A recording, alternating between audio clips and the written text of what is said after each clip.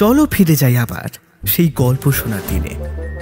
মন মাতানো, প্রাণ জোড়ানো কিছু বাংলা ক্লাসিক গল্প নিয়ে হাজির আমরা শুভ সমৃদ্ধি। বাংলা সাহিত্যের অফুরন্ত সম্ভার থেকে তুলে আনা আমাদের প্রতিটি গল্পে থাকবে অদ্ভুত এক মায়া ও আবেগের স্পর্শ। আর আজকে শোনাবো আমরা সুকুমার রায়ের সব জানতা।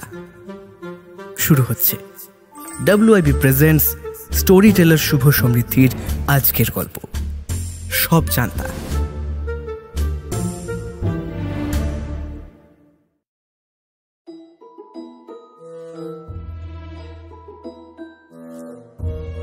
আমাদের সব জানতা দুলিরামের বাবা কোন একটা খবরের কাগজের সম্পাদক, আর সেই জন্য আমাদের মধ্যে অনেকেরই মনে তাহার সমস্ত কথার উপরে অগাধ বিশ্বাস দেখা যাইত।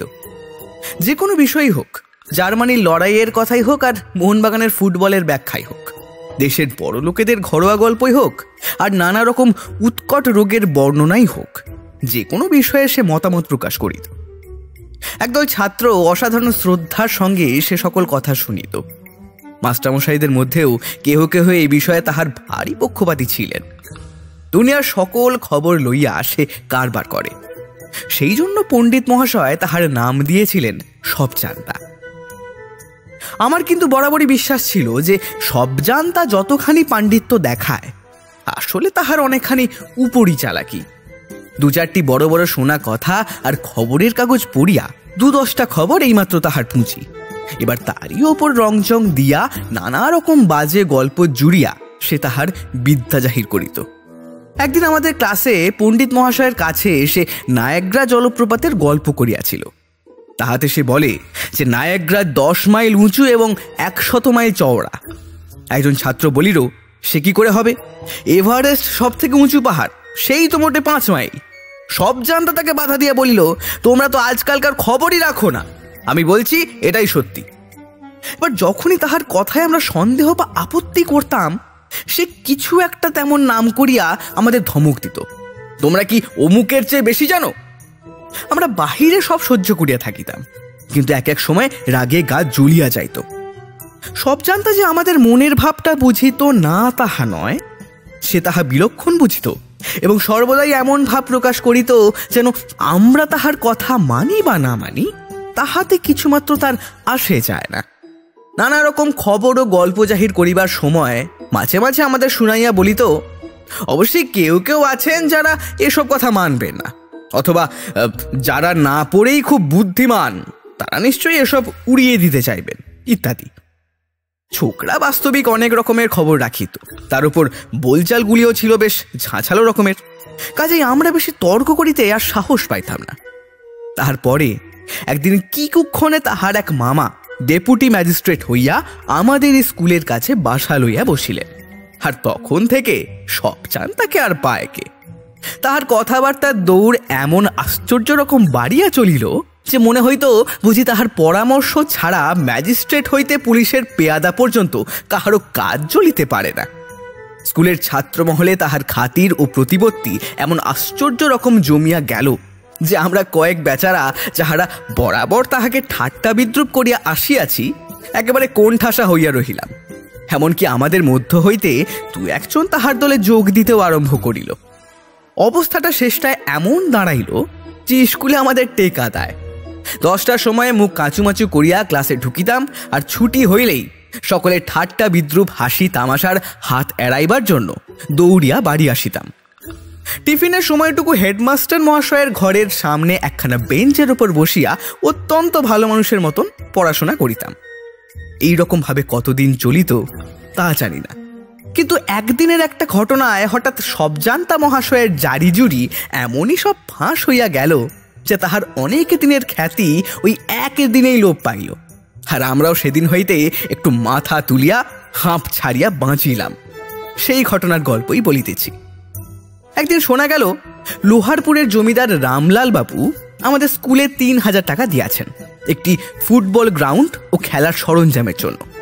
আরও শুনিলাম রামলাল বাবুর ইচ্ছে যে এই উপলক্ষে আমাদের একদিন ছুটি ও একদিন রীতিমতন ভোজের আয়োজন হয়। কয়দিন ধরিয়া এই খবরটাই আমাদের প্রধান আলোচনার বিষয় হইয়া উঠিল। কবে ছুটি পাওয়া যাবে, কবে খাওয়া এবং কি খাওয়া হইবে, এই সকল বিষয়ে জল্পনা কল্পনা চলিতে লাগিল। সব জানতা দুলিরাম বলিল, যেবার সে দার্জিলিং গিয়েছিল সেবার নাকি রামলাল বাবু তাহাকে কেমন খাতির করিতেন। তাহার আবৃত্তি শুনিয়া কি কি প্রশংসা করিয়াছিলেন এই বিষয়ে সে স্কুলে এবং পরে সারাটি টিফিনের সময়ে এবং সুযোগ পাইলে ক্লাসের পড়াশোনার ফাঁকে ফাঁকেও নানা অসম্ভব রকম গল্প বলিত। অসম্ভব বলিলাম বটে, কিন্তু তাহার চেলার দল সে সকল কথা একেবারে নির্বিচারে বিশ্বাস করিতে একটু বাধা বোধ করিত না। একদিন টিফিনের সময় উঠোনের বড় সিঁড়িটার ওপরে একদল ছেলের সঙ্গে বসিয়া সবজান্তা গল্প আরম্ভ করিল। একদিন আমি দার্জিলিংয়ের লাট সাহেবের বাড়ির কাছেই ওই রাস্তাটায় বেড়াচ্ছি। এমন সময় দেখি রামলাল বাবু হাসতে হাসতে আমার দিকে আসছেন, তার সঙ্গে আবার একটা সাহেব। রামলাল বাবু বলিলেন, তুলিরাম, তোমার সেই ইংরাজি কবিতাটা একবার একে শোনাতে হচ্ছে। আমি এর কাছে তোমার খুব সুখ্যাতি করেছিলাম, তাই ইনি সেটা শোনবার জন্য বাড়ি ব্যস্ত হয়েছে। এবার উনি নিজের থেকে বলছেন, তখন আর আমি কি করি? আমি সেই ক্যাসাবিয়াঙ্কা থেকে আবৃত্তি করলুম। তারপর দেখতে দেখতে পুরো ভিড় জমে গেল, সবাই শুনতে চায়, সবাই বলে আবার করো আবার করো। মহা মুশকিলে পড়ে গেলাম। সেই হাতে রামলাল বাবু বললেন, তাই আবার করতে হলো। এমন সময় কে যেন পিছন থেকে হঠাৎ জিজ্ঞাসা করিল, রামলাল বাবুকে? সকলে ফিরিয়া দেখি একটা রোগা নিরীহ গোছের পাড়াগে ভদ্রলোক সিঁড়ির ওপর দাঁড়াইয়া আছেন। সবজান্তা বলিল, রামলাল বাবুকে তাও জানেন না? আরে লোহারপুরের জমিদার রামলাল রায়। ভদ্রলোকটি অপ্রস্তুত হইয়া বলিলেন, হ্যাঁ, তার নাম শুনেছি। সে তোমার কেউ হয় নাকি? না, কেউ হয় না, তবে এমনি খুব ভাব আছে, প্রায় চিঠিপত্র চলে। ভদ্রলোকটি আবার বললেন, রামলালবাবু লোকটি কেমন? সবজান্তা উৎসাহের সহিত বলিয়া উঠিল, চমৎকার লোক, যেমন চেহারা তেমনি কথাবার্তা, তেমনি কায়দা দুরস্ত। এই আপনার চেয়ে প্রায় আধ হাত খানেক লম্বা হবেন, আর সেই রকম তেজ। আমাকে তিনি কুস্তি শেখাবেন বলেছিলেন, আর কিছুদিন থাকলেই ওটা বেশ রীতিমতন শিখে আসতাম। ভদ্রলোকটি বললেন, বলো কি হে, তোমার বয়স কত? আগে এইবার 13 পূর্ণ হবে। বটে, বয়সের পক্ষে খুব চালাক তো, বেশ তো কথাবার্তা বলতে পারো। তা কি নাম তোমার? সবজান্তা বলিল, দুলিরাম ঘোষ, রণদাবাবু ডেপুটি আমার মামা হন। শুনিয়া ভদ্রলোকটি ভারী খুশি হইয়া হেডমাস্টার মহাশয়ের ঘরের দিকে চলিয়া গেলেন। ছুটির পর আমরা সকলেই বাহির হইলাম। স্কুলের সম্মুখেই ডেপুটি বাবুর বাড়ি। তার বাহিরের বারান্দায় দেখি সেই ভদ্রলোকটি দুলিরামের ডেপুটি মামার সঙ্গে গল্প করিতেছিলেন। দুলিরামকে দেখিয়াই মামা ডাক দিয়ে বলিলেন, দুলি, এদিকে এদিকে, একে প্রণাম কর। হ্যাঁ, এটি আমার ভাগ্নে দুলিরাম। ভদ্রলোকটি হাসিয়া বললেন, হ্যাঁ হ্যাঁ, এর পরিচয় আমি আগেই পেয়েছি। দুলিরাম আমাদের দেখাইয়া খুব আড়ম্বর করিয়া ভদ্রলোকটিকে প্রণাম করিল। ভদ্রলোকটি আবার বললেন, আমার পরিচয় জানো না বুঝি? সবজান্তা এবার আর জানি বলতে পারল না, আমতা আমতা করিয়া মাথা চুলকাইতে লাগিল। ভদ্রলোকটি তখন বেশ একটু মুচকি মুচকি হাসিয়া আমাদের শুনাইয়া বলিলেন, আমার নাম রামলাল রায়, লোহারপুরের রামলাল রায়।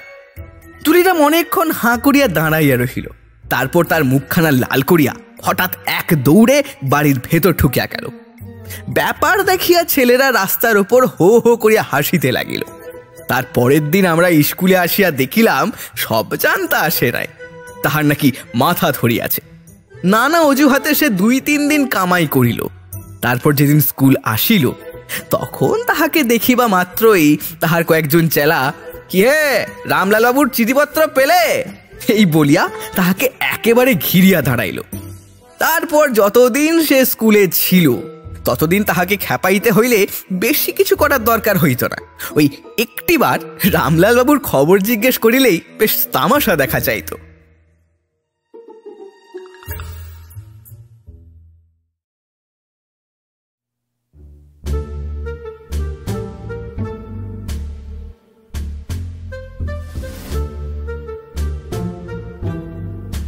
শুনলেন আজকের গল্প, সুকুমার রায়ের সবজান্তা। এরকম আরও গল্প শুনতে ভিডিওটি লাইক করুন এবং আমাদের চ্যানেলকে সাবস্ক্রাইব করুন। আপনাদের বিভিন্ন মতামত আপনারা কমেন্ট করেও আমাদের জানান। ফিরে আসবো পরের সপ্তাহে আরও এক নতুন কোনো গল্প নিয়ে। শুনতে থাকুন WIP প্রেজেন্টস স্টোরি টেলার। শুভ সমৃদ্ধি।